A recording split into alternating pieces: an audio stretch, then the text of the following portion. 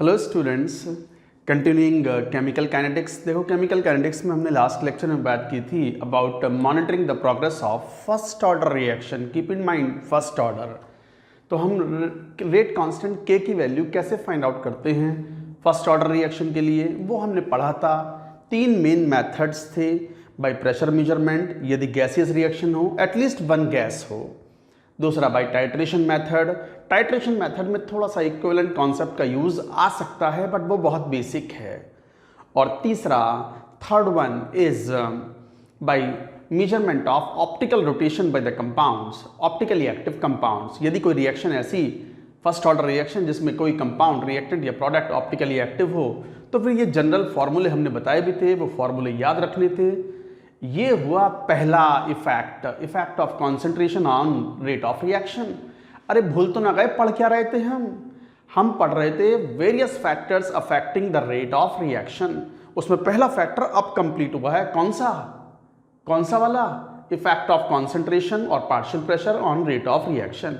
अच्छा, कॉन्सेंट्रेशन और partial pressure में एक ही बात मानता हूं, because both are the measure of active masses. अब आता है second, effect of temperature on rate of reaction. लिखो second, effect of temperature.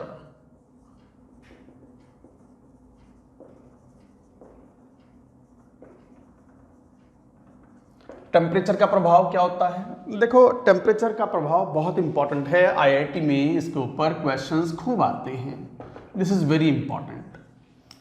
Temperature के इफेक्ट में टेम्परेचर बढ़ाने पर रेट कांस्टेंट बढ़ता है। सभी रिएक्शंस का टेम्परेचर बढ़ाने पर रेट कांस्टेंट बढ़ता है। और क्या पाया जाता है कि रेट बढ़ता भी नहीं, बहुत तेजी से बढ़ता है। For every 10 degree rise in temperature, rate constant of the reaction increases by A factor of 2 to 3, मतलब डबल से ट्रिपल हो जाता है। ये ऑब्जर्वेशन है। तो लिखो, experimentally it is observed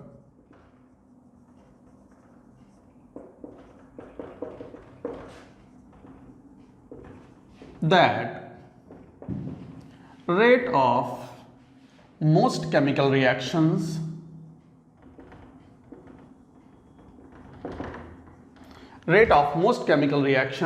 become double to triple for every 10 degree rise in temperature। पाया जाता है कि ज़्यादातर केमिकल रिएक्शंस के लिए जो 10 डिग्री टेम्परेचर बढ़ा दें, हर 10 डिग्री टेम्परेचर बढ़ाने पर रेट ऑफ रिएक्शन डबल से ट्रिपल हो जाता है। This is such a huge rise in rate of reaction for every 10 degree rise in temperature. इसका रीजन क्या है वो भी पढ़ेंगे हम, based on Maxwell distribution of kinetic energy. Maxwell distribution physics में आता है बहुत commonly, kinetic theory of gases में। यहाँ भी हम उसके बारे में बात करेंगे। तो अच्छा, पाया क्या जाता है, यहीं पे एक टर्म डिफाइन करते हैं। Earlier a term called temperature coefficient mu is used as. कैसे? म्यू को डिफाइन ऐसे कर देते थे कि हर 10 डिग्री टेम्परेचर राइज पर जो रेट ऑफ रिएक्शन है, it becomes double to triple. तो ratio of rate constants at T+10 upon K of T, ऐसे डिफाइन कर देते हैं। 10 डिग्री प्लस वाला टेम्परेचर का rate constant upon original temperature पर रेट कांस्टेंट का जो रेशियो है, दैट इज कॉल्ड म्यू। अच्छा, हम इसको अगर कांस्टेंट मान लें, considering mu to be constant, हालांकि ये कांस्टेंट होता नहीं है, actually it is not constant, but constant अगर ले लें तो जैसे म्यू डिफाइन कर दिया, मान लो रेट कांस्टेंट एट 35 डिग्री, या ऐसे ले लो 25 डिग्रीज अपॉन 15। म्यू को ये भी डिफाइन कर सकते हो 35 डिग्री अपॉन 25। म्यू को ऐसे भी लिख सकते हो के 45 अपॉन के 35। जरा इन दोनों को मल्टीप्लाई करो तो म्यू स्क्वायर किसके बराबर हो गया? के 35 अपॉन के 15। के 25 तो कैंसिल आउट हो गया, तीनों को मल्टीप्लाई करो, तीनों को मल्टीप्लाई कर दो तो म्यू क्यू किसके बराबर हो गया, के 45 अपॉन के 15। इसको आप यूं भी लिख सकते हो, जरा ध्यान से देखो, आप इसको यूं भी लिख सकते हो, mu cube is equal to mu की पार 35 या 45 माइनस 15 अपॉन 10। 45 माइनस 15 मतलब 30 अपॉन 10, ऐसे भी लिख सकते हो। तो in general we can write the expression that K T dash upon K T is equal to mu की power T dash minus T upon 10। This is the expression. हालांकि इसका कोई यूज नहीं है। Taking mu to be constant in all temperature ranges. हालांकि ऐसा होता नहीं है, this is not the case actually. तो कभी कभी एक टर्म होता है ये कि T dash, of course T dash is greater than T, of course T dash is greater than T. तो T dash is greater than T है, तो K T dash upon K T is equal to mu की power T dash minus T upon 10, where mu की would be 2 to 3, और mu की value जो होती है ranges 2 to 3। Her 10 degree temperature बढ़ाने पर रेट कांस्टेंट डबल से ट्रिपल हो जाता है। ज़्यादातर most of the chemical reactions के लिए बहुत शार्पली इंक्रीज करता है रेट कांस्टेंट टेम्परेचर बढ़ाने के साथ। इसी के टर्म पर ये टर्म डिफाइन करते हैं, हालांकि इसका यूज थोड़ा कम ही आता है, नॉट मच यूज। अब ये तो पुराने समय में चलता था, अर्लियर। आज क्या चलता है, आज चलती है collision theory of reaction, chemical reactions. तो हेडिंग लिखो collision theory of chemical reaction. उसी के बेसिस पर हम एक इक्वेशन डिराइव करते हैं, that is called Arrhenius equation. Very very important equation, Arrhenius equation. किसी स्टूडेंट ने अगर केमिकल इक्विलिब्रियम अगर पढ़ा हो, याद हो, तो हमने वहां भी थोड़ा सा रेफरेंस लिया था ऑफ आर्हीनियस इक्वेशन। अब डिटेल में बात करेंगे आर्हीनियस इक्वेशन की। तो ये सब बात, तो ये उतना इंपॉर्टेंट पोर्शन नहीं है टेम्परेचर कोएफिशिएंट, क्योंकि टेम्परेचर कोएफिशिएंट को कांस्टेंट मान लिया हमने, बट कांस्टेंट होता नहीं है ये। टेम्परेचर कोएफिशिएंट ऐसा नहीं है कि 15 से 25 जाओ तो रेट कांस्टेंट सेम फैक्टर से बढ़ेगा, 25 से 35 जाओ तब भी। No, it is not. Mu varies. आज की जो थ्योरी है वो है कोलिजन थ्योरी। हेडिंग लिखो collision theory of chemical reactions. Note करें इसको, note it down.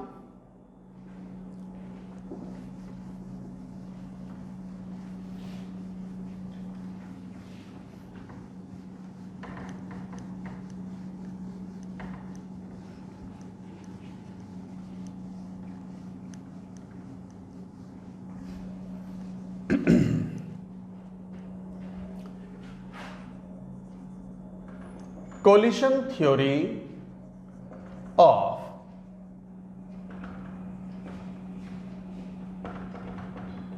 chemical reactions.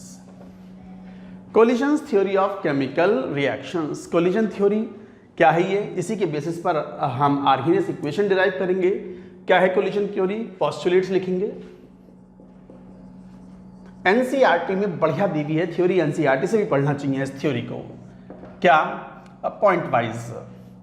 According to this theory, अगर कोई केमिकल रिएक्शन को प्रोसीड करना है, आगे बढ़ना है, reactants to convert into the products, reactants must collide.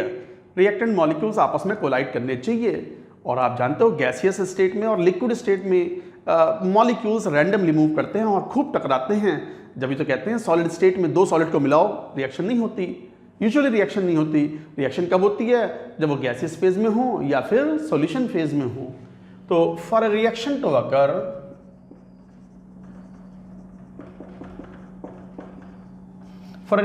Occur, reactant molecules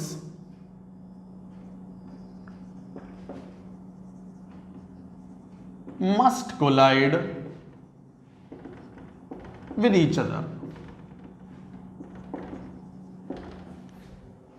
For a reaction to occur or reaction to proceed, reactant molecules must collide with each other. टक्कर मारनी चाहिए। और आप तो जानते हो गैसियस स्टेट में या सॉल्यूशन फेज में मॉलिक्यूल्स बहुत रैंडमली मूव करते हैं और they undergo a huge number of collisions per second per unit volume, and this is called collision frequency. Collision frequency का मतलब number of collisions between the reactant molecules per unit volume per unit time. ये काफ़ी ज़्यादा होते हैं, but जितने भी collisions हैं all collisions are not successful.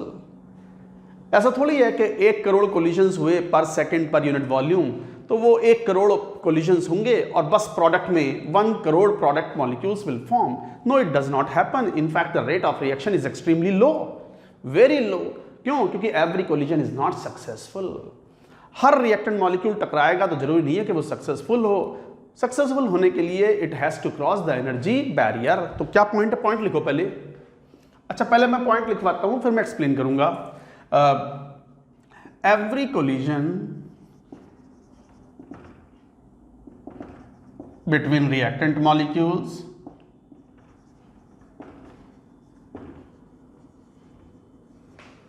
is not a successful collision and does not form product.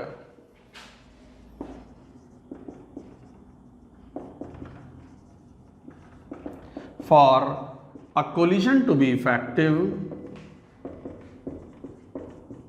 Effective का मतलब जो प्रोडक्ट में कन्वर्ट हो जाए, रिएक्टेंट्स आपस में कोलाइड करें और प्रोडक्ट में कन्वर्ट हो जाएं। For a collision to be effective, the reactant molecules must possess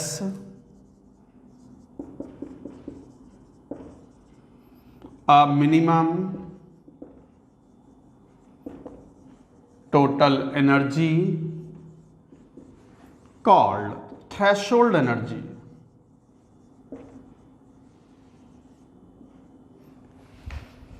क्या बात कर रहे हैं? For a collision to be effective the reactant molecules must possess a minimum total energy called threshold energy and also proper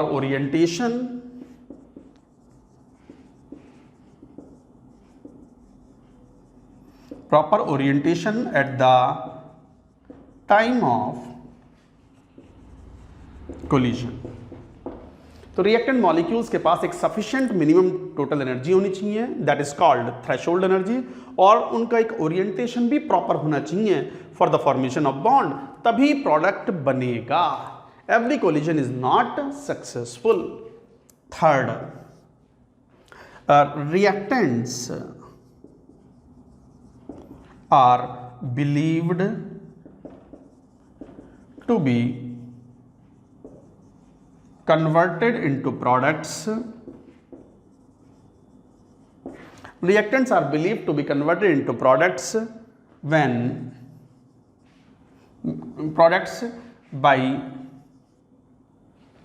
reactants are believed to be converted into products via, ऐसा लिख दो, via formation of a hypothetical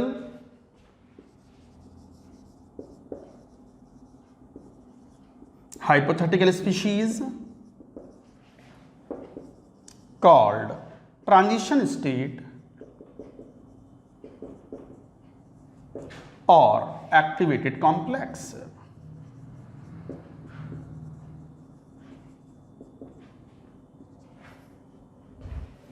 So reactants are believed to be converted into products via the formation of the hypothetical species. Hypothetical है, it cannot be isolated because of the high energy. Transition state और activated complex. Activated complex वो होता है जिसमें reactant के पूरे bonds पूरी तरीके से ना टूटे हैं और प्रोडक्ट के बॉन्ड्स पूरी तरीके से ना बने हैं। तो एक्टिवेटेड कॉम्प्लेक्स और ट्रांजिशन स्टेट, टीएस बोलते हैं। ऑर्गेनिक केमिस्ट्री में कॉमनली यूज करते हैं हम इसको जब मैकेनिज्म की बात करते हैं। तो transition state is the hypothetical form in which reactant bonds are not completely broken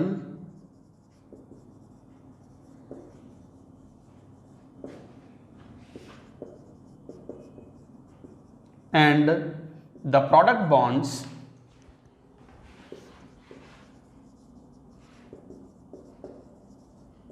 are not completely formed.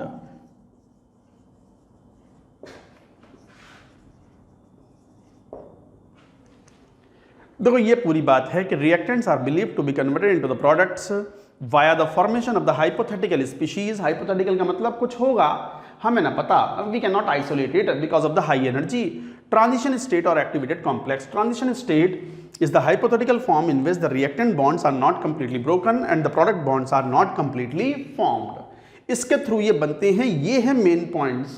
इस बात को अगर मैं ग्राफिकल रिप्रेजेंटेशन करूं कि किस तरीके से प्रोग्रेस ऑफ रिएक्शन होती है तो वो कैसा बनेगा, पहले ये पूरी बात नोट करो, note it down.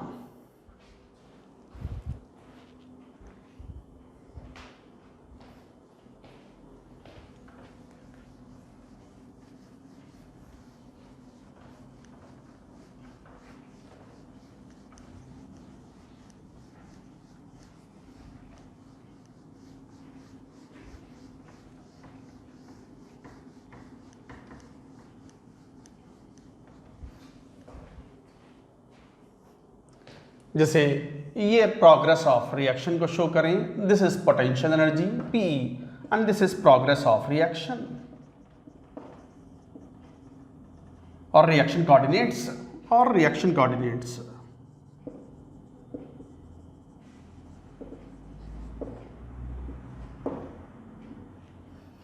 Something like this. इस तरह के डायग्राम खूब देखे होंगे आपने जब आप mechanism of organic chemical reactions पढ़ते हो ऑर्गेनिक केमिस्ट्री में। This is called transition state TS और activated complex. This is reactant, average energy of the reactant is represented like this and this is product. अच्छा, product reactant से ऊपर भी हो सकते हैं, ये एक्सोथर्मिक रिएक्शन को रिप्रेजेंट करता है। अगर प्रोडक्ट को मैं रिएक्टेंट से ऊपर रख दूं एनर्जी में तो वो एंडोथर्मिक बन जाएगा। अब कोई तो मुझे लेना ही था, मेरा हाथ इस पर थोड़ा ज़्यादा चलता है एक्सोथर्मिक पे, क्योंकि most of the exothermic reactions are spontaneous. तो ये है, और this is called transition state. This is called, this entire total energy is called threshold energy. And this reactant की एवरेज एनर्जी से ऊपर कितनी एनर्जी चाहिए, up to threshold energy, that is called EA, activation energy. So what is threshold energy?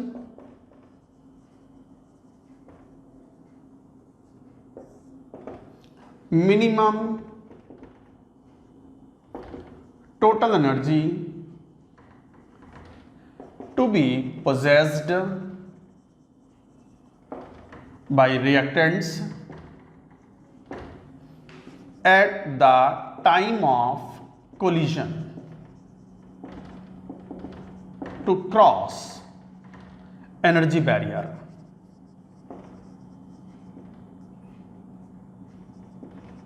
to form products. Threshold energy वो minimum energy है, ये इसे बोलते हैं एनर्जी बैरियर। ये जैसे पहाड़ी है ना, पहाड़ मतलब ये एक पहाड़ माउंटेन टाइप का है। इस पहाड़ी पर रिएक्टेंट मॉलिक्यूल को चढ़ के और यहाँ कूद के आना पड़ेगा। एक बार चढ़ गया यहाँ तक फिर तो नीचे कूद जाएगा आराम से, प्रोडक्ट बना देगा। तो ये पहाड़ पर चढ़ना है, मेहनत चाहिए ना, एनर्जी चाहिए ना, तो वो the minimum amount of the energy, total energy to be required to cross the energy barrier. This is called energy barrier. Activation energy is also called energy barrier. So minimum total energy to be possessed by the reactant molecules, reactants at the time of collision to cross energy barrier to form products is called threshold energy. ऐसी एक term है activation energy.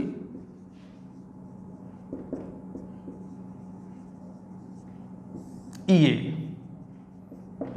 What is activation energy? This is the additional kinetic energy to be possessed by the reactant molecules with respect to the reactant energy of the average energy of the reactants to cross the energy barrier. An additional kinetic energy to be possessed by reactants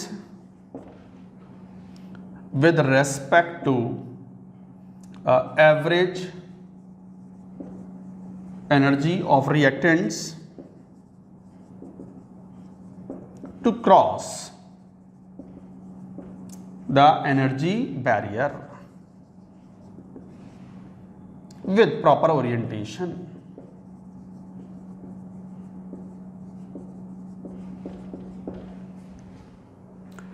what is activation energy? Activation energy ये average energy of the reactant है। This is average energy of the reactant. ये जो है इस average energy से ऊपर कितनी additional energy चाहिए ताकि वो थ्रेशोल्ड एनर्जी पूरी हो जाए और बैरियर पार करके राइट साइड में कूद जाए और प्रोडक्ट बना ले और हैप्पीली प्रोडक्ट बना ले, रिएक्शन प्रोसीड करे। So additional kinetic energy to be possessed by the reactants with respect to average energy of the reactants to cross the energy barrier with proper orientation. अच्छा, orientation भी proper होना चाहिए। ऐसा नहीं कि रिएक्टेंट मॉलिक्यूल्स के पास टोटल एनर्जी थ्रेशोल्ड एनर्जी से ज्यादा हो तो वो प्रोडक्ट बना ही लेगा ना। प्रोडक्ट बनाने के लिए एक्टिवेशन एनर्जी का होना जरूरी है, साथ ही साथ proper orientation at the time of collision भी जरूरी है। So that is an important point. यहां पर ध्यान दें, proper without proper orientation product will not form. Without proper orientation product molecules will not form। चाहे रिएक्टेंट मॉलिक्यूल्स के पास कितनी भी एनर्जी क्यों ना हो, even though the reactants have energy greater than the total threshold energy, but वो product में जब तक कन्वर्ट नहीं होगा जब तक प्रॉपर ओरिएंटेशन ना हो। पूरी बात जो मैंने अब तक बताई है, मैं थोड़ा सा इसको एग्जाम्पल के तरीके से आपको समझाना चाहूंगा। मैं जरा पानी पी लूँ, 1 मिनट रुको।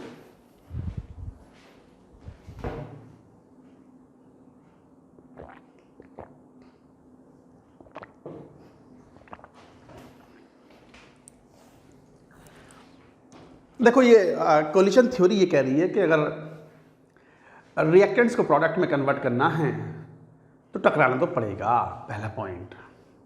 अच्छा, हर टकराने का रिजल्ट प्रोडक्ट नहीं बन सकता। Every collision is not a successful collision, not a effective collision, not a fruitful collision.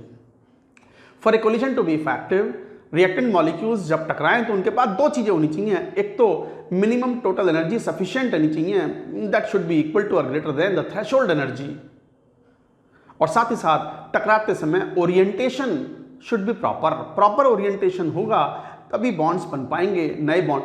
अच्छा, रिएक्शन होती है तो इसका मतलब क्या होता है कि रिएक्टेंट्स के बॉन्ड टूटते हैं और प्रोडक्ट्स में बनने वाले नए बॉन्ड बनते हैं। पुराने बॉन्ड का टूटना और नए बॉन्ड का बनना, that is called chemical reaction. पुराने बॉन्ड टूटेंगे रिएक्टेंट्स के, तभी तो नए प्रोडक्ट्स के नए बॉन्ड बनेंगे, प्रोडक्ट बनेगा। तो इसका मतलब एक फ्रूटफुल कोलिजन होना है, इफेक्टिव कोलिजन होना है, तो not only the energy but proper orientation is also necessary.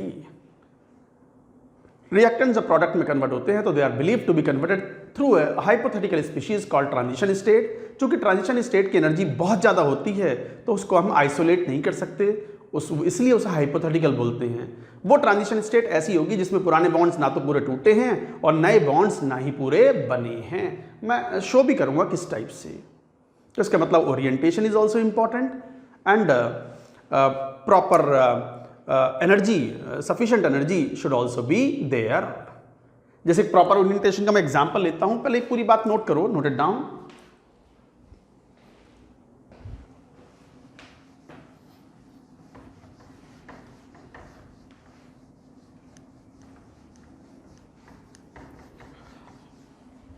Y proper orientation is there. मान लो कोई रिएक्शन है, जैसे NO2 प्लस NO2, आप जानते हो ये डाइमर बना लेता है, N2O4 डाइमर। तो जैसे मान लो ये ऐसा हो, ये नहीं हो पाएगा। जैसे नाइट्रोजन है, थोड़ा बड़ा है साइज में, ये ऑक्सीजन है, ये नाइट्रोजन, ये ऑक्सीजन, शेप ऐसी होती है। अगर मान लो ये ऐसे मूव कर रहा है, दूसरा मॉलिक्यूल दौड़ते हुए आया, टकराना है ना इनको, तो और मान लो इस टाइप से आ गया, ये O और N। अब ऐसा टकराएंगे तो इम्प्रॉपर कोलिजन, इम्प्रॉपर कोलिजन हुआ, no product formation.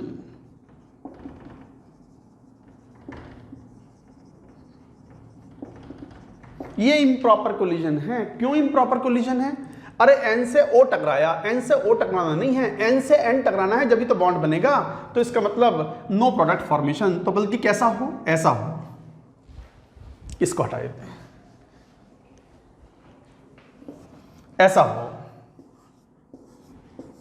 O O N और दूसरा वाला भी N O O। ये है रिएक्टेंट मॉलिक्यूल्स और N टकराएं तब बनेंगे ये इस टाइप से। ये ट्रांजिशन स्टेट बनी।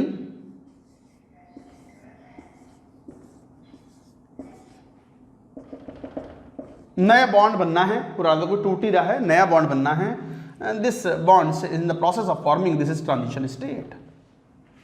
NOO NOO। This bond is not properly formed yet. Bond is under the process of forming and this finally forms the product like this. OO-N-N-O-O बन गया बॉन्ड, न्यू बॉन्ड फॉर्म्ड। यही तो है N2O4 बन गया proper. So this is successful collision. So this is proper orientation.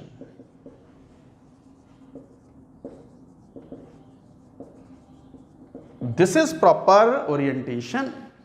N टकराएगा, अरे यही तो, देखो स्ट्रक्चर ऐसी होती है, N double bond O plus minus, और ये ऑड इलेक्ट्रॉन मॉलिक्यूल है। NO2 is odd electron molecule. दूसरा वाला भी N double bond O plus minus, ये फॉर्मल चार्जेस हैं, ये ऑड। अरे बॉन्ड बनना है N2O4 में, तो ये ऑड इलेक्ट्रॉन आपस में बॉन्ड बनाएंगे ना, तो ये जब रिएक्शन करेंगे आपस में तो ये इस तरह का बॉन्ड बनाएंगे, NN double bond O plus minus, बन गया covalent bond. Now this is diamagnetic and this is paramagnetic. ये पैरामैग्नेटिक मॉलिक्यूल्स थे NO2, ऑड इलेक्ट्रॉन मॉलिक्यूल्स हैं। अब डायामैग्नेटिक N2O4 इज फॉर्म्ड, तो 2NO2 और 2NO2 कन्वर्टेड टू N2O4 हो गई रिएक्शन। एक प्रॉपर ओरिएंटेशन के लिए N और N, अरे बॉन्ड तो N और N के बीच में बनना है ना, तो N और N को टकराना होगा। प्रॉपर ओरिएंटेशन के बगैर कितनी भी एनर्जी हो, थ्रेशोल्ड एनर्जी 4 गुनी भी हो ना, तो भी ना बनने वाला प्रोडक्ट। तो orientation is very important, that is proper. पूरी बात नोट करो, ये एक एग्जाम्पल था समझने के लिए। You should understand all this. Note करें इस पूरी बात को, ये था प्रॉपर ओरिएंटेशन का फैक्टर। इसी बात को मैं अब एक एग्जाम्पल के रूप में भी लूंगा। ये पूरी बात हटाने वाला हूं, पहले नोट करें।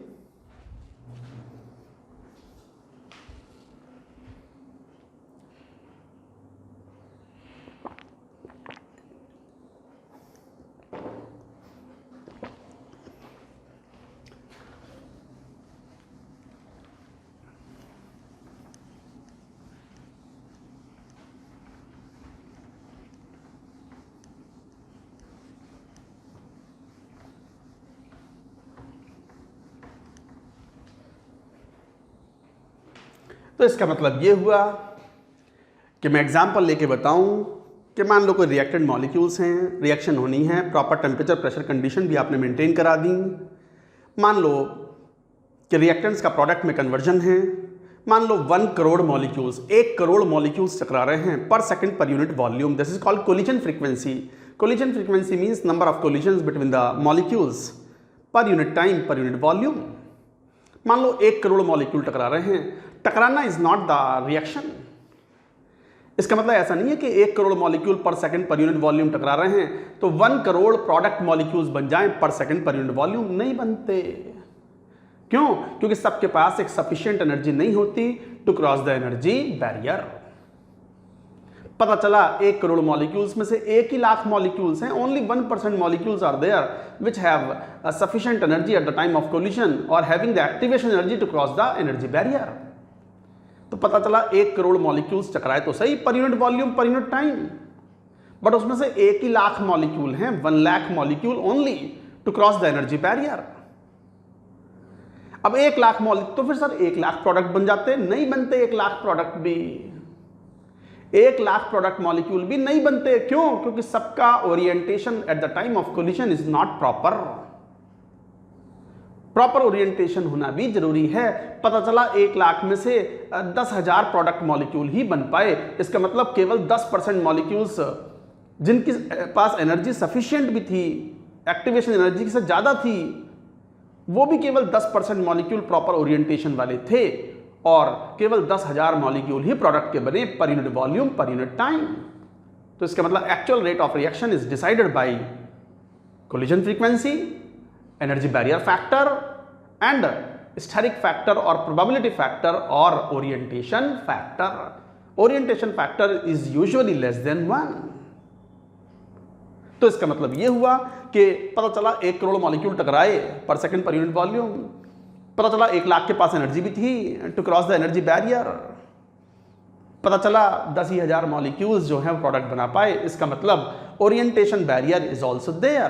तो इसका मतलब rate of reaction, in fact rate of reaction is nothing but collision frequency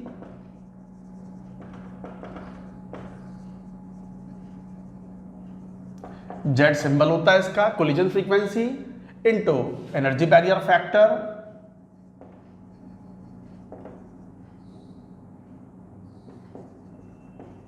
into steric factor और steric factor is also called और ओरिएंटेशन फैक्टर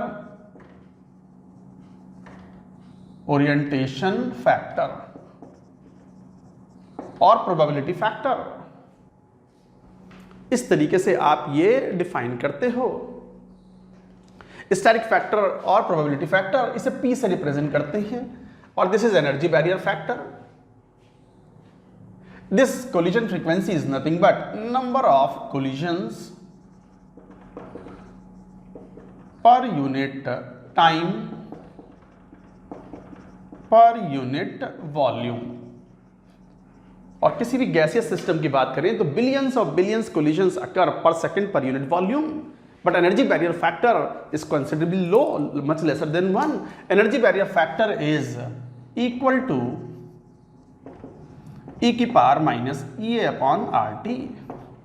ये e की power minus EA upon RT होता है। Advanced calculation suggest that e की power minus EA upon RT exponential decay वाला factor है ये, and orientation factor which is usually less than 1। किसी किसी केस में it may be more than 1 but usually it is less than 1। Monoatomic molecules हैं तो it will be 1। किधर से टकरा दो, अगर 2 मोनोटॉमिक एटम्स को टकराना है और प्रोडक्ट बनाना है, 2 हाइड्रोजन को टकराना है, अब हाइड्रोजन तो कहीं से भी टकरा जाए, प्रोडक्ट विल फॉर्म। फैक्टर और orientation factor would be equal to 1। इन सब का रिजल्ट जो होता है वो होता है this is equal to rate of reaction and that is equal to some constant K, या फिर इसको collision frequency Z into P। इस तरीके से हम डिफाइन करते हैं। तो ये इस तरीके से रेट कांस्टेंट आ जाता है Z इंटू P इंटू ये e की power minus EA upon RT into concentrations. इसको ऐसे ही लिख लो, बल्कि यहाँ पूरा पूरा रेट ऑफ रिएक्शन कुछ ऐसे टर्म डिफाइन हो जाता है कि rate of reaction is equal to some constant K into concentration की power order of the reaction, where K is Z into P into energy barrier factor, और इसको बल्कि यूं कह दो where K is equal to A की power minus EA upon RT, where K is called rate constant of reaction rate constant, and A is called pre-exponential factor,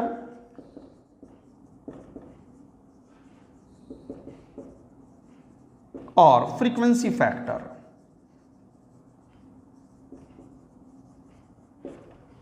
And this A is equal to nothing but the product of Z into P. So it is a product of collision frequency into probability factor, or P is the probability factor, orientation factor, सब एक ही time है, probability factor.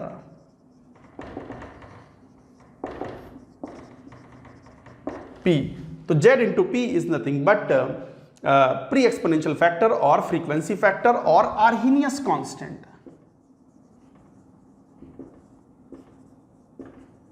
And this equation is known as Arrhenius equation.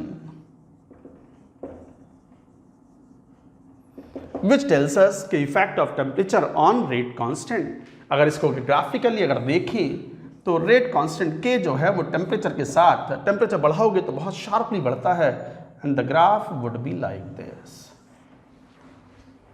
एक point of inflection आता है, उसके बाद के की मैक्सिमम वैल्यू जो है वो ए के बराबर हो सकती है, maximum value like this. So this is the maximum value of A, क्योंकि दिस फैक्टर अगर टेम्परेचर बहुत ज्यादा हो जाएगा तो इट विल अप्रोच नियरली 1। तो वेरी हाई टेम्परेचर पर this factor approaches 1 and this is become equal to A. तो maximum value of the K can be equal to A. A is called pre exponential factor और frequency factor और Arrhenius constant. तो guys ये है, आपको ये सब useful है, एनसीईआरटी पढ़े अच्छे से। तो rate of reaction is equal to collision frequency into energy barrier factor. अच्छा, energy barrier factor is E की power minus E upon R T. यहीं पे एक बात भी लिख लो एज ए नोट करके, एनर्जी बैरियर फैक्टर रिप्रेजेंट करता है कि fraction of the gas molecules और fraction of the molecules, fraction of reactant molecules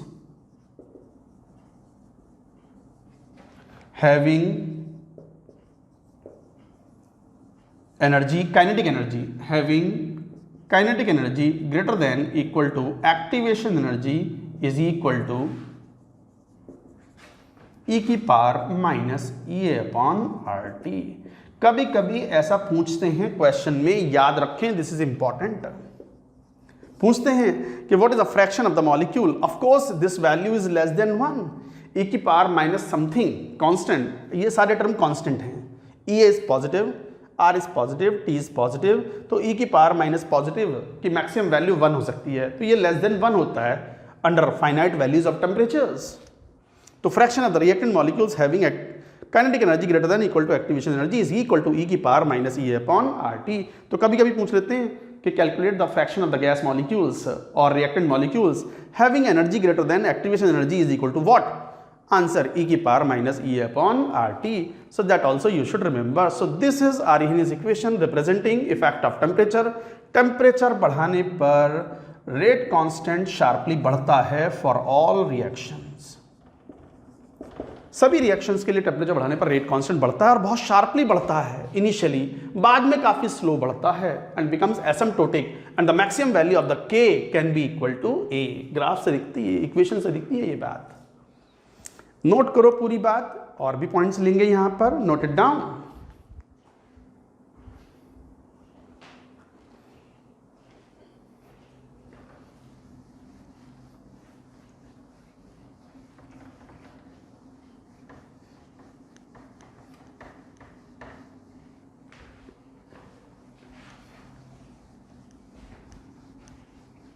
चलिए बात करें अब एक्टिवेशन एनर्जी पर आ जाते हैं। क्वेश्चन इसी में पूछते हैं मेनली। तो what is activation energy, what is Arrhenius equation? K is equal to A E की power minus E upon R T. K तो रेट कांस्टेंट है, R is universal gas constant जिसकी वैल्यू पता होती है हमें, और T is the temperature in kelvin.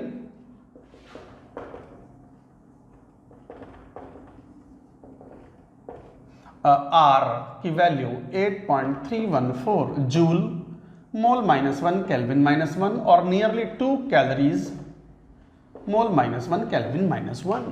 अच्छा, आर की यूनिट वही लेनी है जो एक्टिवेशन एनर्जी की यूनिट है। A and E A are taken constant, are taken constant for a given chemical reaction. ये कांस्टेंट होते हैं, do not depend on concentration, pressure और टेम्परेचर। ध्यान दो, प्री एक्सपोनेंशियल फैक्टर जिसे हम आर्हेनियस कांस्टेंट या फ्रीक्वेंसी फैक्टर भी बोलते हैं, and activation energy both are taken constant, even temperature पे भी डिपेंड नहीं करते। Do not depend on concentration, pressure और even temperature, no they are taken constant.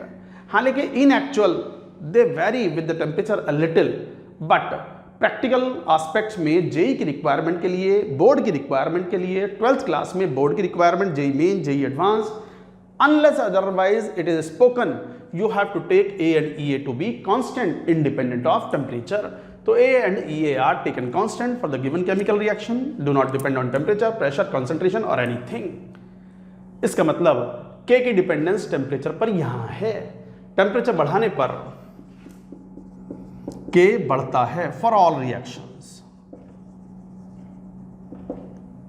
जब तो कहा था हमने कि टेम्परेचर बढ़ाने पर, हर 10 डिग्री टेम्परेचर बढ़ाने पर rate constant become double to triple. अच्छा, डबल टू ट्रिपल क्यों जाता है वो थोड़ा बाद में पढ़ेंगे इस बात को। तो ये थी एक्टिवेशन एनर्जी और ये था फ्रीक्वेंसी फैक्टर और आर्हेनियस फैक्टर और आर्हेनियस कांस्टेंट और प्री एक्सपोनेंशियल फैक्टर। अब यहीं पे बात आती है क्या कि maximum value of rate constant K is equal to A कब? When first temperature is approaching infinite, extremely high.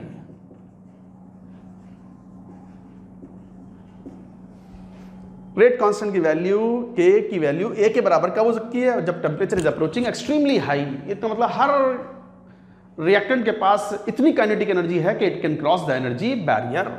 And second, energy barrier activation energy approaches zero. Activation energy is approaching zero. अच्छा, activation energy can be positive और zero, barrier can be there और not there. Negative barrier does not make any sense. तो EA is positive for most reactions or maybe zero as in case of free radical combination,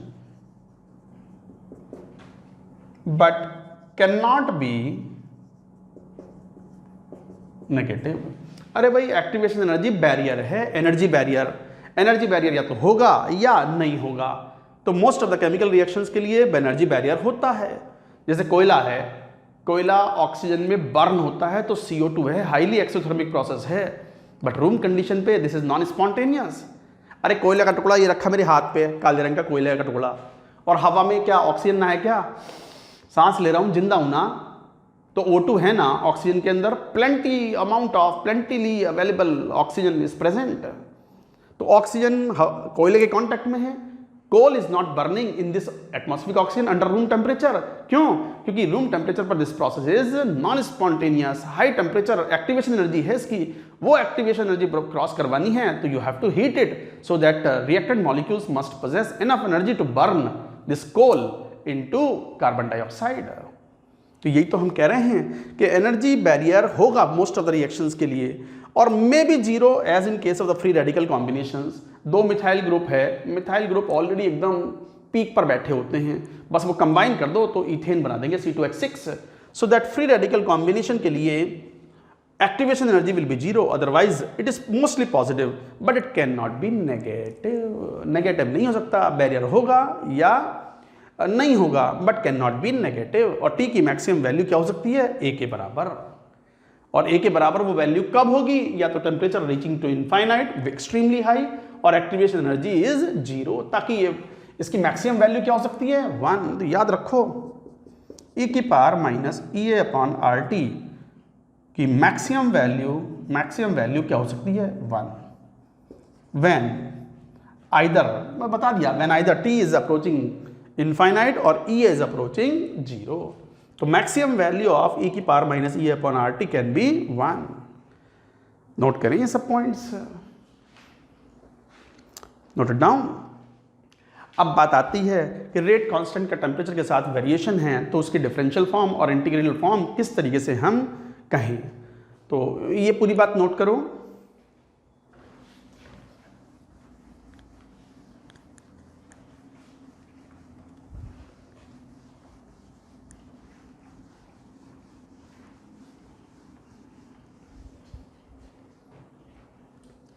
जैसे मान लो equation थी के E की power minus E A upon R T, log ले लो ln k is equal to ln a minus E A upon R T.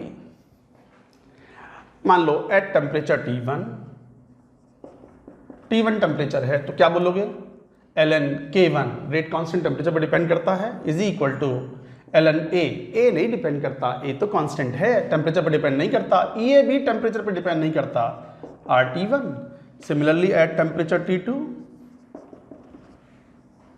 ln K2 is equal to ln A minus EA upon RT2। आप जरा घटा लो इसमें से, तो ln K2 minus ln K1, ln A तो cancel out हो गया घटाने पर, और ये हो गया EA upon R 1 upon T1 minus 1 upon T2। Equation आ गई ln K2 upon K1 is equal to EA upon R 1 upon T1 minus 1 upon T2।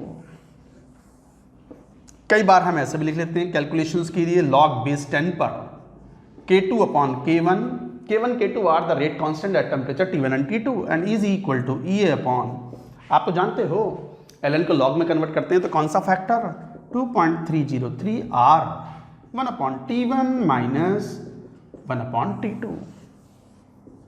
तो गाइज ये था formula, this is called integral form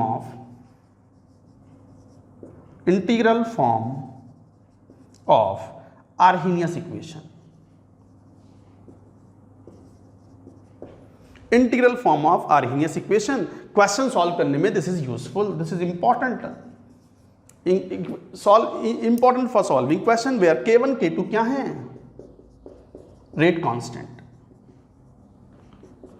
eight temperature T1 T2 respectively.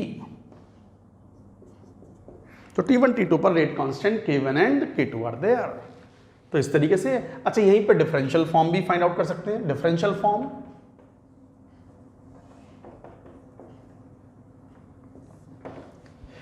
Form of Arrhenius equation,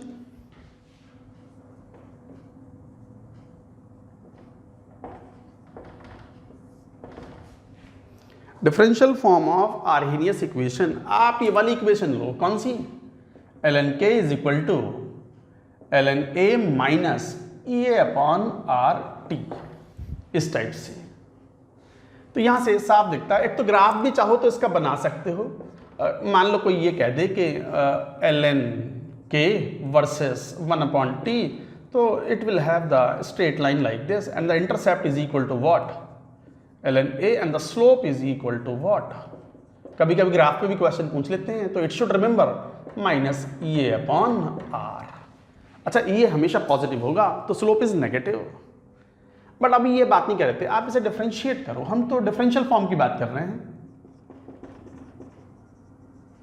differentiate with respect to t, तो क्या होगा d ln k upon dt। अब ये तो constant है, कांस्टेंट का डिफरेंशियल क्या होता है 0, माइनस ये तो कांस्टेंट है, r कांस्टेंट है, और 1 अपॉन t का डिफरेंशियल क्या होता है माइनस 1 अपॉन टी स्क्वायर। कोई विशेष बात नहीं है, तो d ln k is equal to EA upon R T square dt। This is differential form.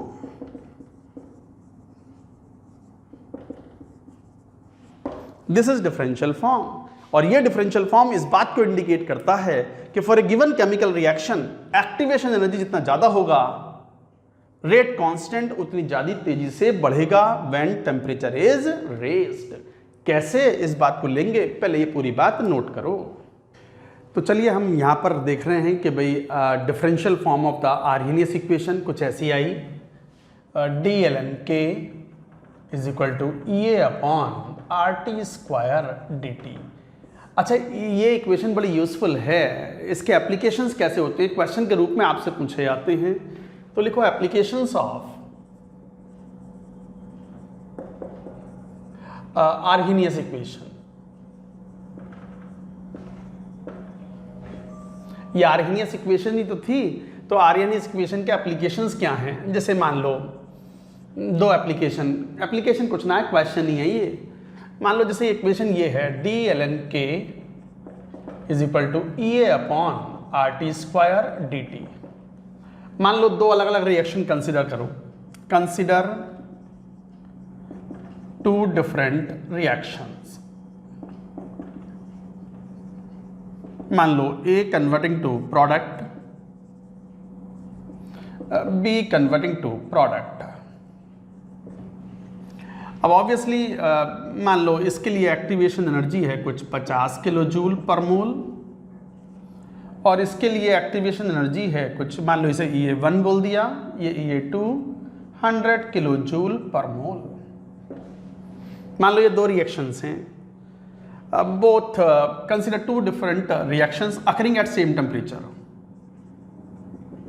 occurring at 300 Kelvin in different vessels। अलग अलग डब्बे में, एक डब्बे में A कन्वर्टिंग टू प्रोडक्ट, दूसरे डब्बे में B कन्वर्टिंग टू प्रोडक्ट। एक की एक्टिवेशन एनर्जी 50 है, दूसरे की 100 है। अब रेट कांस्टेंट तो उनका डिपेंड करेगा कि भाई आर्हेनियस कांस्टेंट क्या है। तो रेट कांस्टेंट तो जनरली अगर आर्हेनियस कांस्टेंट दोनों का सेम मान लें तो फिर तो ऑब्वियसली जिसकी एक्टिवेशन एनर्जी कम है उसका बैरियर भी नीचे है, और बैरियर नीचे है तो more molecules at a given temperature will cross the energy barrier. A reaction, पहली वाली रिएक्शन फास्टर होगी सेकंड रिएक्शन से अगर आर्हेनियस कांस्टेंट सेम मान लें। प्री एक्सपोनेंशियल फैक्टर या फ्रीक्वेंसी फैक्टर ए को हम सेम मान लें तो हम ये कह सकते हैं, जरूरी नहीं है सेम हो बट मान लें, सेम मान लें तो जिसकी एक्टिवेशन एनर्जी कम उसका रेट कांस्टेंट ज़्यादा तो रेट ऑफ रिएक्शन भी ज़्यादा। बट मान लो दोनों 300 केल्विन पर हैं, both are at 300 kelvin, temperature of both increased from 300 kelvin to 301 kelvin. मान लो दोनों का टेम्परेचर 300 केल्विन था, 300 से 301 कर दिया तो इसका मतलब T तो हो गया 300 केल्विन और DT की वैल्यू हो गई 1 केल्विन। भाई 300 केल्विन था दोनों का टेम्परेचर तो T इज 300 और DT कितना हुआ 1 केल्विन, तो DT भी same, T is same, DT is same for, so T DT same for both. जरा इक्वेशन देखना, T सेम है, R तो है ही कांस्टेंट, DT भी सेम है, तो साफ दिखाई पड़ता है कि D ln K मतलब ln K का वेरिएशन ln K में change is directly proportional to EA। इसका मतलब जिसका एक्टिवेशन एनर्जी ज़्यादा होगा, टेम्परेचर बढ़ाओगे तो रेट कांस्टेंट तो बढ़ेगा ही बढ़ेगा, K तो बढ़ना ही बढ़ना है, ये तो कह चुके हैं। बट सेम टेम्परेचर पर दो अलग अलग रिएक्शन हैं तो जिसका एक्टिवेशन एनर्जी ज़्यादा होगा उसका रेट कांस्टेंट ज़्यादा शार्पली इंक्रीज करेगा। This is an important point. Reaction with higher EA activation energy is more sensitive towards temperature change. तो reaction with higher EA is more sensitive towards temperature change, मतलब rate constant ज़्यादा sharply बढ़ता है। दूसरे शब्दों में rate constant increases more sharply for the reaction having larger activation energy। rate constant increases more sharply मतलब percentage rise, तो percentage increase in the rate constant will be more sharply for the reaction having larger EA when temperature is increased। इसका मतलब ये दो reactions हैं, दोनों का temperature 1 degree बढ़ाओ, किस रिएक्शन के लिए रेट कांस्टेंट ज़्यादा परसेंटेज वाइज ज़्यादा शार्पली इंक्रीज करेगा, सेकंड रिएक्शन के लिए। तो टेम्परेचर बढ़ाने पर उस रिएक्शन का रेट कांस्टेंट ज़्यादा शार्पली इंक्रीज करता है जिसके लिए एक्टिवेशन एनर्जी ज़्यादा हो। अच्छा, रेट ऑफ रिएक्शन कम होगा। सर कंफ्यूज कर रहे हो आप, कंफ्यूज कुछ ना कर रहा है, ध्यान से सुनो। अगर हम आर्हेनियस फैक्टर दोनों का सेम मान लें थोड़ी देर के लिए, तो पहली वाली रिएक्शन जिसकी एक्टिवेशन एनर्जी कम है वो फास्टर होगी और जिसकी एक्टिवेशन एनर्जी ज़्यादा है वो स्लोअर होगी। बट टेम्परेचर बढ़ाओगे तो दोनों का ही रेट बढ़ेगा और किसका ज़्यादा शार्पली बढ़ेगा परसेंटेज वाइज? जिसकी एक्टिवेशन एनर्जी ज़्यादा हो। तो जिसकी एक्टिवेशन एनर्जी ज़्यादा होगी percentage wise in the rate constant will be sharper for the reaction having the larger value of activation energy। दो तीन बार बोल दिया मैंने, and this is an important point। इसलिए तो बोलते हैं कि reaction with higher activation energy is more sensitive towards temperature change। This is an important point। अच्छा, ऐसे ही एक और एप्लीकेशन लो B। मान लो सेम रिएक्शन ले ली, X कन्वर्टिंग टू प्रोडक्ट। मान लो एक्टिवेशन एनर्जी कुछ है 70 किलो जूल। मान लो एक बार इसका टेम्परेचर 200 केल्विन से 201 केल्विन कर दिया, एक बार टेम्परेचर 300 केल्विन से 301 केल्विन कर दिया। अब अलग अलग रिएक्शन नहीं ले रहे हैं, दो डिफरेंट रिएक्शन की बात नहीं हो रही, वो तो केस निपट गया। अनदर केस, कंसीडर रिएक्शन के एक्स कन्वर्टिंग टू प्रोडक्ट जिसकी एक्टिवेशन एनर्जी 70 है और activation energy is constant, temperature के साथ वो वेरी नहीं करेगी। एक बार 200 से स्टडी किया हमने, 201 केल्विन किया, और एक बार 300 केल्विन से बढ़ा करके 301 केल्विन किया। तो साहब ध्यान दे, तो चूंकि सेम रिएक्शन है तो ये कांस्टेंट और dt भी कांस्टेंट, dt सेम। साफ दिखता है कि dln k is equal to EA upon RT² dt। Temperature बढ़ाने पर रेट कांस्टेंट तो बढ़ना ही बढ़ना है, ये तो कब से कह रहे हैं हम। बट एक्टिवेशन एनर्जी सेम, क्योंकि सेम रिएक्शन की बात कर रहे हैं। dt सेम, क्योंकि 200 से 201 किया, 300 से 301 किया, तो dt is 1, that is constant. तो इसका मतलब साफ दिखाई पड़ता है यहाँ से कि dln k is inversely proportional to t²। तो इसका मतलब टेम्परेचर बढ़ाओगे तो रेट कांस्टेंट तो बढ़ना ही है, कम टेम्परेचर पर बढ़ाओगे तो ln k में इंक्रीज ज़्यादा शार्प होगा। तो मैं इसको हटा करके तब लिखता हूँ ये वाली बात यहाँ से।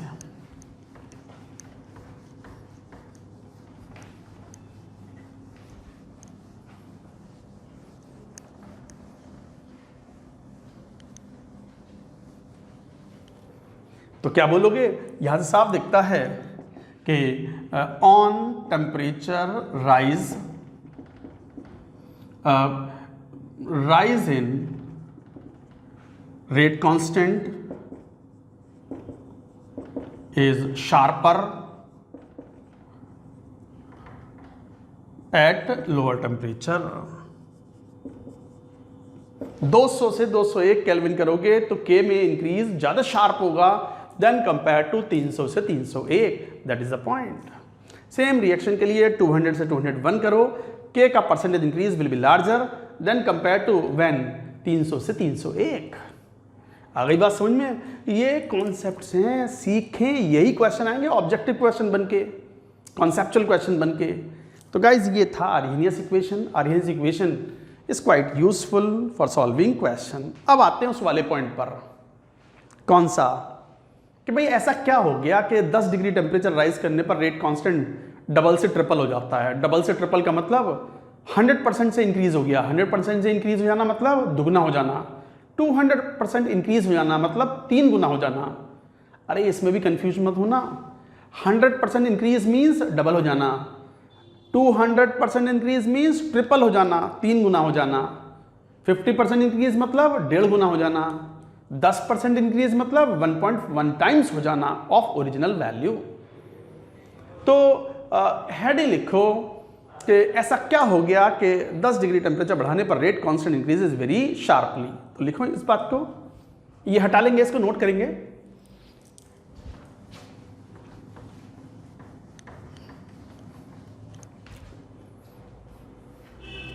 Reason for sharp increase in rate constant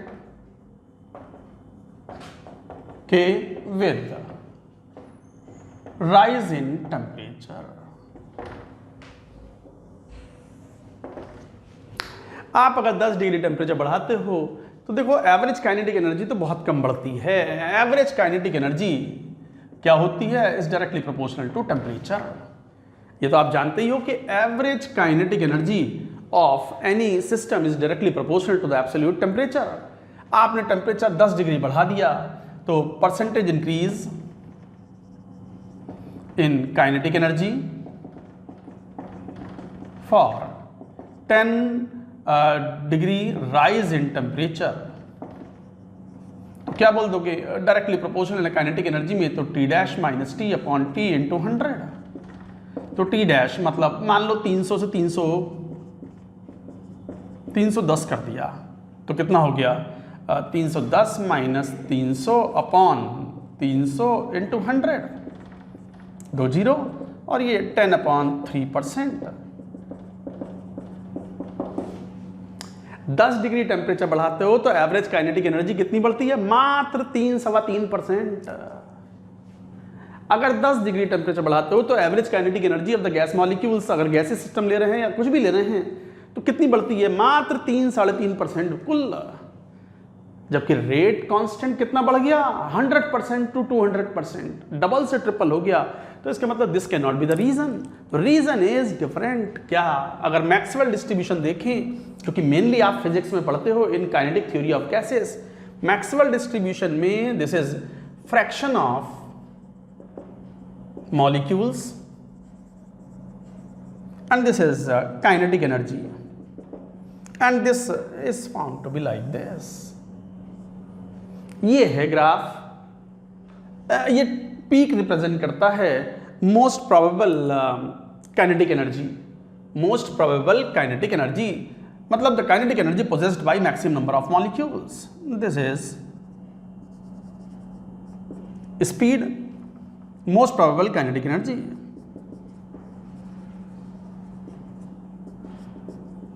That means kinetic energy possessed by maximum number of molecules। ये ग्राफ है मान लो एट टेम्परेचर T। आपने 10 डिग्री टेम्परेचर बढ़ा दिया तो ग्राफ की नेचर कुछ ऐसी हो जाती है, T+10 केल्विन। और क्या हुआ? मान लो ये एक्टिवेशन एनर्जी है E। अब ध्यान दो, हमारे लिए वो मॉलिक्यूल्स इंपॉर्टेंट नहीं हैं,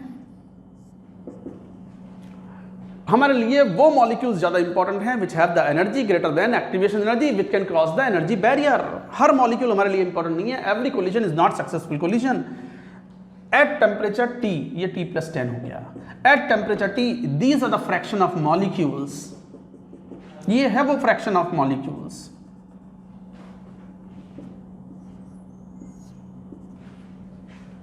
fraction of molecules having kinetic energy greater than activation energy, greater than equal to activation energy at temperature T। But आप जरा ये वाली वैल्यू देखो,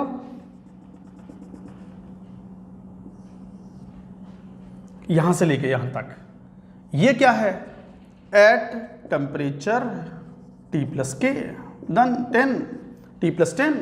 तो देखो फ्रैक्शन ऑफ मॉलिक्यूल्स जो है कितने जबरदस्त तरीके से बढ़ गए।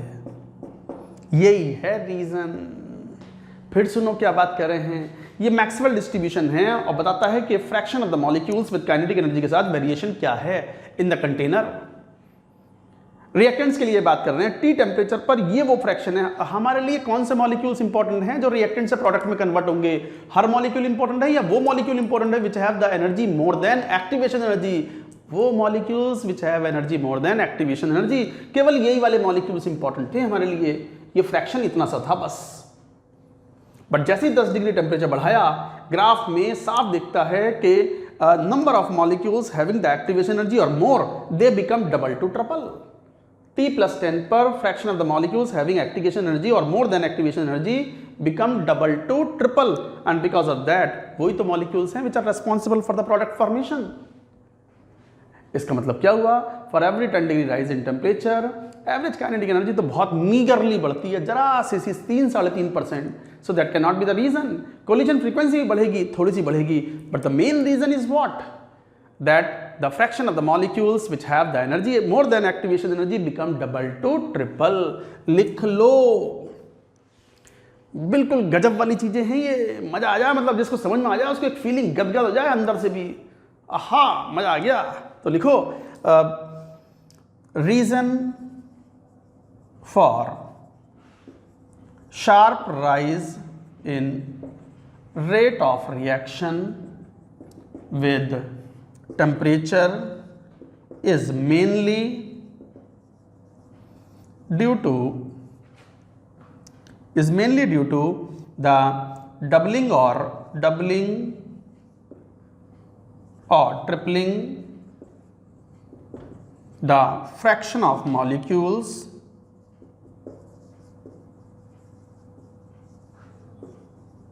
having kinetic energy greater than equal to activation energy. ये है जो कि ग्राफ से दिखता है। एनसीईआरटी में बढ़िया से दिया हुआ है। एनसीईआरटी को यूं ही मत समझो, एनसीईआरटी को पढ़ने के लिए हम ऐसे ही थोड़ी बोल रहे हैं। बाइबल है, बाइबल एनसीईआरटी भी। वो लिख के छोड़ देते हैं, भले एक्सप्लेन करें ना करें, लिख के छोड़ देते हैं, उतना काफ़ी है बस। जेई मेन, जेई एडवांस को रास्ता मिल जाता, मौका मिल जाता, पूछ लेंगे फिर वो। तो reason for sharp rise the rate of reaction with temperature is mainly due to the doubling or tripling the fraction of the molecules having kinetic energy greater than activation energy, which is visible from the graph. So this is very important, you should remember. तो guys ये था effect of temperature on rate constant और rate of reaction. Temperature बढ़ाने पर rate constant या rate of reaction बढ़ता ही बढ़ता है और बहुत शार्पली बढ़ता है। उसका कारण ये है। हो गया ये। इसमें एक आखिरी बात और लेंगे, केस ऑफ रिवर्सिबल रिएक्शन, जो कि हम केमिकल इक्विलिब्रियम में पढ़ चुके होते हैं। चलो पढ़ चुके हैं वो अलग बात है, यहां भी थोड़ा सा ले लें, note it down.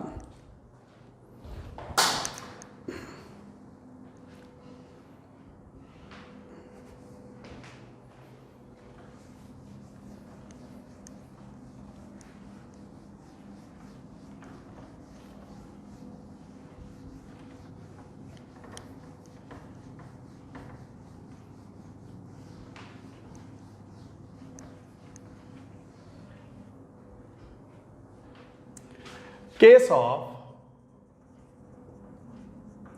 reversible reaction। Case of reversible reaction में जैसे रिवर्सिबल रिएक्शन को अगर हम देखें तो we can progress diagram potential energy versus progress of reaction इस तरीके से मान लो शो कर दें। ये रिएक्टेंट, ये प्रोडक्ट है। मैंने एक्सोथर्मिक शो किया है। अगर ये प्रोडक्ट को ऊपर शो कर दोगे रिएक्टेंट से तो बिकम्स एंडोथर्मिक। ये energy difference is called enthalpy of reaction and this is transition state.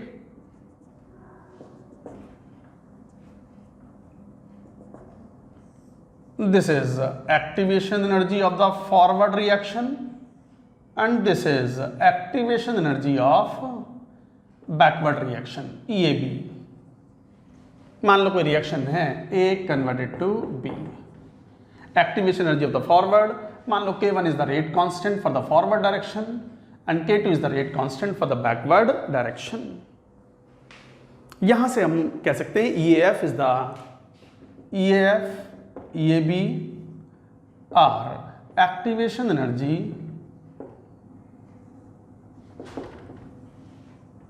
of both forward and backward reactions।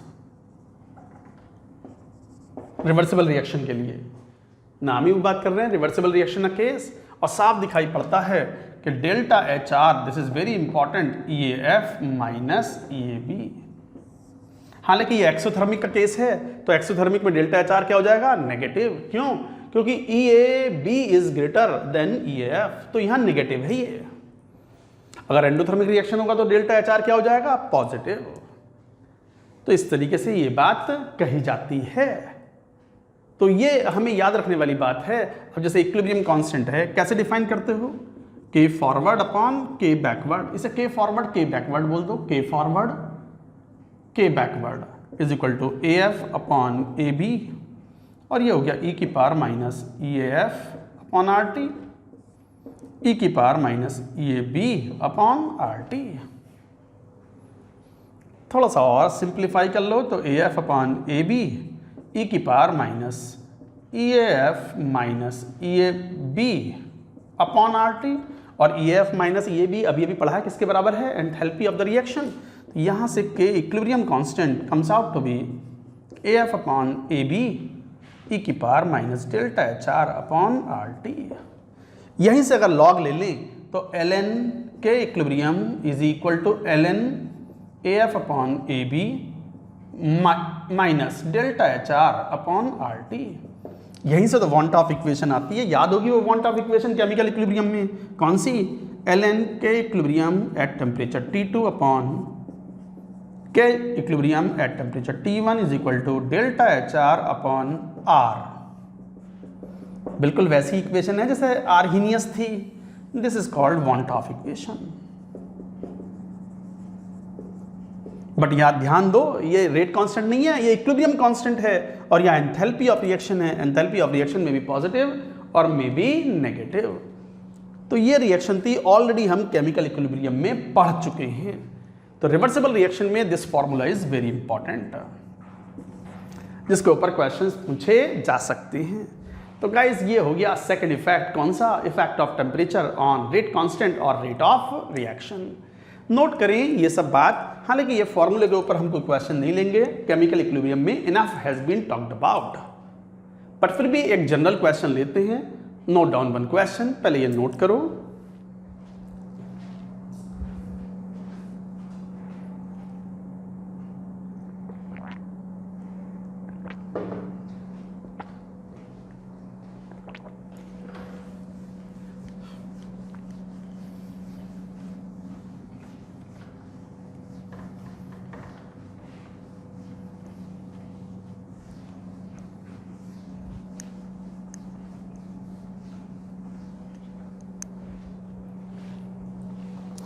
Let's take one question. क्या क्वेश्चन, ये कोई एक रिवर्सिबल सिस्टम दिया हुआ है, गैस, ये भी गैस, और delta H for the reaction is given -333 kilo joule per mole. ठीक है, find K equilibrium at 300 kelvin if EAF upon EAB is equal to 20 upon 31। ठीक है, also calculate EAF and EAB, मतलब activation energy of the forward and backward directions if pre-exponential factor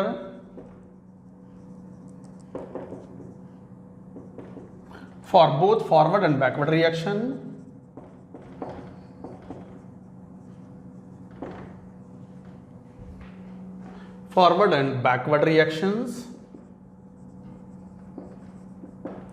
are equal is same। This is the question। देखो कोई बहुत बड़ी बात नहीं है, ये कोई रिवर्सिबल सिस्टम है, एंथैल्पी ऑफ रिएक्शन दिया हुआ है, EAF और EAB का जो रेशियो है वो 20/31 है। इक्विलिब्रियम कांस्टेंट बतलाओ, EAF EAB की भी वैल्यू बताओ, प्री एक्सपोनेंशियल फैक्टर फॉरवर्ड और बैकवर्ड रिएक्शन के लिए फैक्टर सेम है। सॉल्व करो क्वेश्चन। एक तो आपको ये पता है कि भाई delta HR is equal to EAF minus EAB, और ये दिया हुआ है -33, और साथ में ये भी पता है कि EAF अपॉन EAB की वैल्यू 20/31 है। तो इसका मतलब यहाँ पर अगर हम रख लें EAF की, EAB की वैल्यू रख लो, तो EAB कितना हो गया 31/20 इंटू EF। रखो वैल्यू, EAF माइनस EAB की जगह रखो 31/20 into EAF is equal to -33। तो 20 में से -11 EAF upon 20 is equal to -33। Minus से माइनस हट गया 3 बार, 20 या 60। EAF की वैल्यू 60 किलो जूल पर मोल, मैथमेटिकल कैलकुलेशन है, और EAB की वैल्यू हो गई EAB is equal to 31/20 into EAF 60, 20, 3 9 93 kilo joule per mole. तो guys EAF is 60 and EAB is 93, ताकि delta H is equal to EAF minus EAB -33 आ गया, आना भी था। एक तो यही आंसर हो गए। सेकेंड आंसर, हमें चाहिए इक्विलिब्रियम कांस्टेंट। तो K इक्विलिब्रियम इज व्हाट, क्या होता है, KF upon KB। At the same temperature 300 kelvin.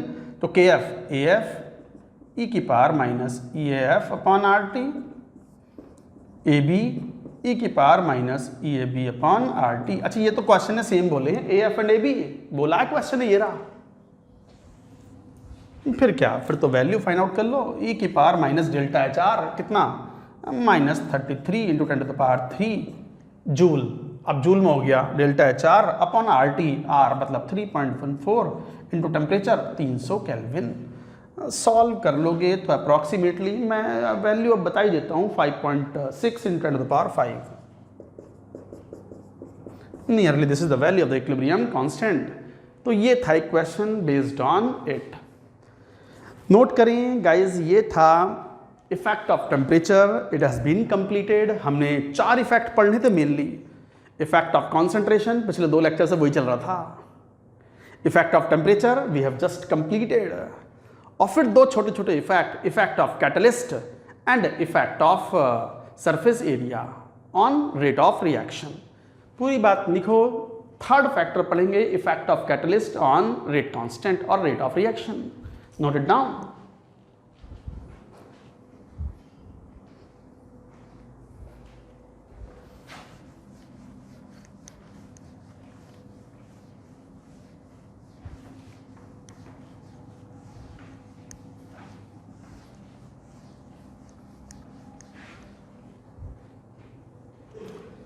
Third, effect of catalyst on rate of reaction. Catalyst rate of reaction को बढ़ाता है। कैसे?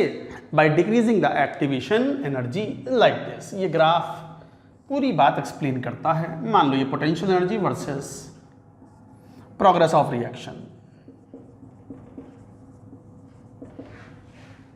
अब मान लो कोई केमिकल रिएक्शन है, मान लो इस तरीके से लिख दिया, ये रिएक्टेंट, एंडोथर्मी भी हो सकती है, ऊपर भी ले सकते हो, कोई बात नहीं है, और ये प्रोडक्ट,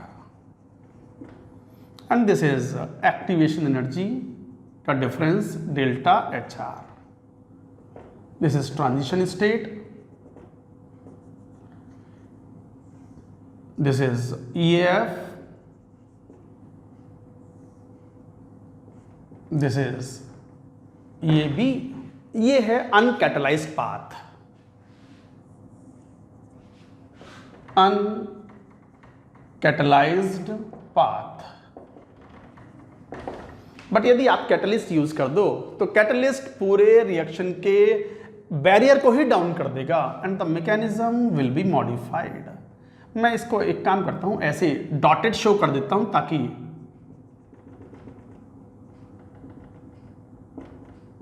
रिएक्टेंट वहीं पहुंचने हैं। तो ये हो गया ट्रांजिशन, ये हो गया कौन सा path, catalysed path, which involves the lower activation energies and activation energy of both forward and backward, they are decreased by the same quantity x.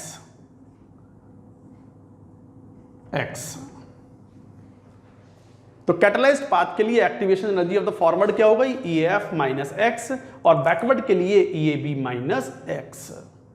तो एक तरीके से कैटलिस्ट है क्या?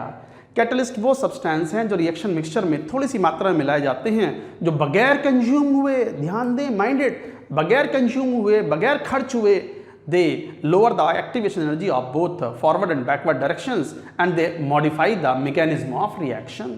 तो लिखो, catalyst modifies mechanism of reaction and takes the reaction through the path which involves decreased activation energy।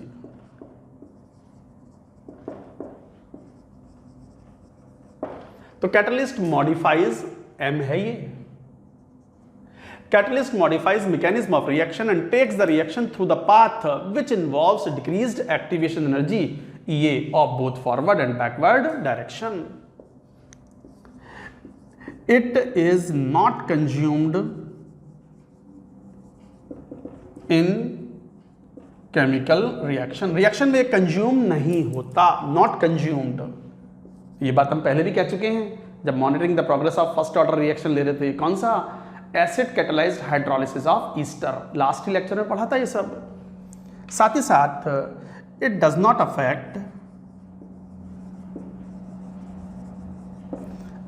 Affect thermodynamic parameters. ये thermodynamic parameters को प्रभावित नहीं करता। That is delta HR, delta SR, delta GR, equilibrium constant etcetera. It does not affect. Catalyst के प्रयोग करने से क्या एंथैल्पी ऑफ रिएक्शन चेंज होगा? नहीं होगा। ग्राफ में देख लो, enthalpy of reaction catalysed path हो या अनकैटलाइज्ड पाथ हो, दोनों में डेल्टा SR तो सेम ही है। जहां से शुरुआत थी वहीं खत्म हुआ है, बस रास्ता अलग कर दिया, रास्ता ऐसा कर दिया जिसमें बैरियर छोटा हो गया। Barrier is decreased, activation energy is decreased. तो याद रखें, catalyst does not affect thermodynamic parameters like delta HR, delta SR, equilibrium constant, delta GR and so on. Catalyst decreases activation energy of both forward and backward reactions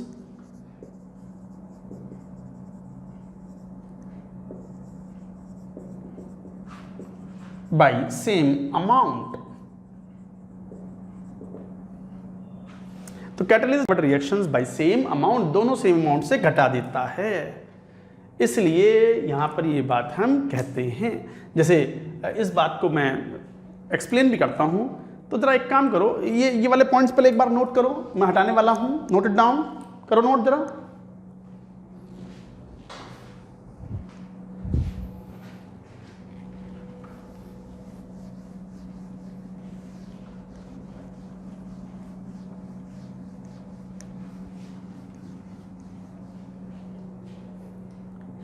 जैसे मान लो ये reaction थी, KF कैसे लिखते? AF e की power minus EA upon RT, EF upon RT। KB कैसे लिखते? AB e की power minus EAB upon RT। दोनों का रेशियो लेते तो क्या बन जाता? इक्विलिब्रियम कांस्टेंट बन जाता। तो equilibrium constant would be KF upon KB। अब मान लो कोई टेम्परेचर T1 है, ये हमारा टेम्परेचर तो मान लो सेम ही है कैटलाइज्ड पाथ के लिए। This is for uncatalysed path. और K इक्विलिब्रियम कांस्टेंट 1 बोल दो इसे, and that is equal to AF upon AB e की power minus delta HR upon RT। अच्छा, फॉर कैटलाइज्ड पाथ देखें तो K इक्विलिब्रियम 2 बोल दिया। मान लो हम कह रहे हैं इक्विलिब्रियम कांस्टेंट चेंज हुआ। कहाँ चेंज हुआ? KF dash upon KB dash, ये चेंज हो गए। ये दोनों सेम फैक्टर से घट गए। अगर KF डैश रेट कांस्टेंट दोनों सेम फैक्टर से बढ़ गए।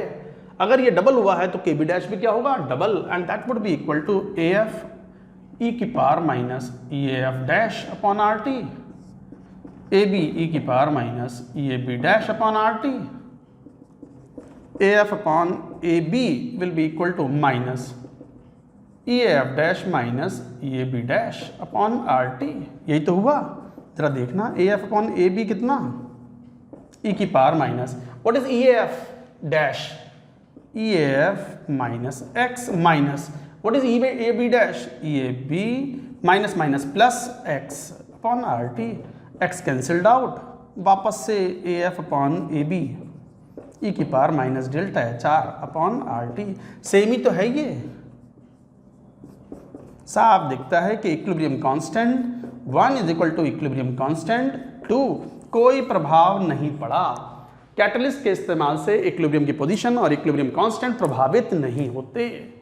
Equilibrium constant is not affected. Catalyst चलती हुई रिएक्शन को तेज कर सकता है मगर रुकी हुई रिएक्शन को चला नहीं सकता। थर्मोडायनामिक पैरामीटर्स चेंज नहीं कर सकता। ये भी लिख लो पॉइंट को। catalyst can't make a non-spontaneous reaction spontaneous। किसी नॉन स्पॉन्टेनियस रिएक्शन को कैटलिस्ट स्पॉन्टेनियस नहीं बना सकता। चलती हुई रिएक्शन को तेज कर देगा बट रुकी हुई रिएक्शन को चला नहीं सकता। फिर सुनो मैंने क्या बोला, कैटलिस्ट चलती हुई रिएक्शन को और तेज करा देगा बट रुकी हुई रिएक्शन को चला नहीं सकता, दौड़ा नहीं सकता। Non spontaneous reaction can not be made spontaneous by catalyst. तो गाइज ये था इफेक्ट ऑफ कैटलिस्ट। तो इस तरीके से आप ये बात कह सकते हो। कैटलिस्ट का ये प्रभाव होता है कि वो एक्टिवेशन एनर्जी घटा देता है, रिएक्शन को फास्ट कर देगा। अगर कोई अनकैटलाइज्ड पाथ है, जो रिएक्शन रेट है वही रिएक्शन रेट आप कम टेम्परेचर पे मेंटेन करा सकते हो with the catalysed path. Same reaction rate अगर मेंटेन करना है, सेम रेट कांस्टेंट मेंटेन करना है अलग अलग टेम्परेचर पे, तो कैटलाइज्ड पाथ का टेम्परेचर कम होगा। तो ये भी कह सकते हो आप EA upon T is equal to EA dash upon T dash. EA and T क्या है? For uncatalysed path. और ये EA डैश और T डैश क्या है? For catalysed path.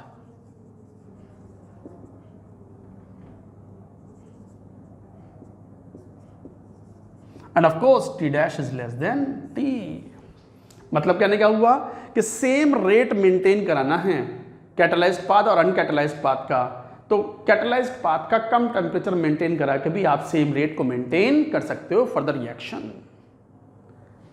तो इसका मतलब कम टेम्परेचर पर कैटलाइज्ड पाथ का सेम रेट मेंटेन हो सकता है विद द अनकैटलाइज्ड पाथ। ये कंडीशंस है। ये कंडीशन क्यों आई? ये condition is based on K is equal to K uncatalysed is equal to K catalysed. तो भी टेम्परेचर कैटलाइज्ड पाथ का कम होगा, कम टेम्परेचर पे भी रिएक्शन को सेम रेट पर आप मेंटेन करा सकते हो। तो गाइज ये था इफेक्ट ऑफ टेम्परेचर। और लास्ट बचता है ये था इफेक्ट ऑफ कैटलिस्ट। लास्ट बचता है सरफेस एरिया। वो तो एक ही लाइन का है। लिखो heading 4th effect of surface area.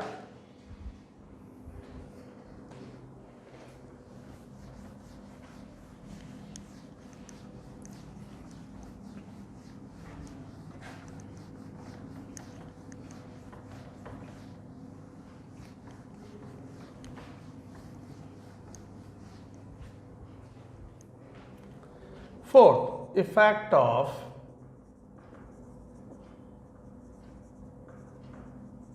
Surface area. अगर किसी रिएक्शन में सॉलिड इन्वॉल्व है तो सरफेस एरिया जितना ज़्यादा होगा रेट ऑफ रिएक्शन ज़्यादा होगा। क्यों? क्योंकि सरफेस एरिया ज़्यादा होगा तो रिएजेंट के लिए अटैक करने के लिए सरफेस एरिया ज़्यादा होगा तो rate of reaction will be faster. तो सरफेस एरिया जितना ज़्यादा रेट ऑफ रिएक्शन उतना ही ज़्यादा। और सरफेस एरिया बढ़ता कैसे है? Powdered form and porous form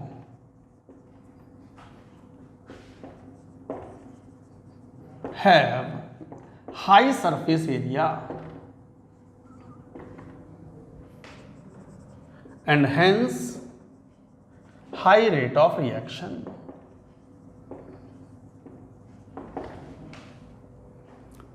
जैसे मान लो एक क्वेश्चन पूछ लें, जैसे मार्बल्स होते हैं, मार्बल में मेनली कैल्शियम कार्बोनेट होता है, उस पर HCl अटैक करता है, तो HCl का अटैक स्लोएस्ट कहाँ होगा?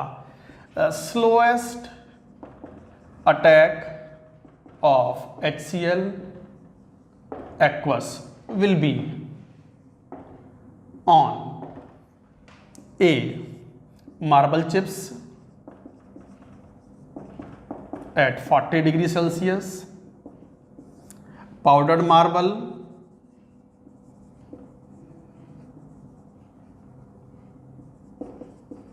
at 30 degrees Celsius, marble chips. Phone आ गया, अब जरा बंद कर दो।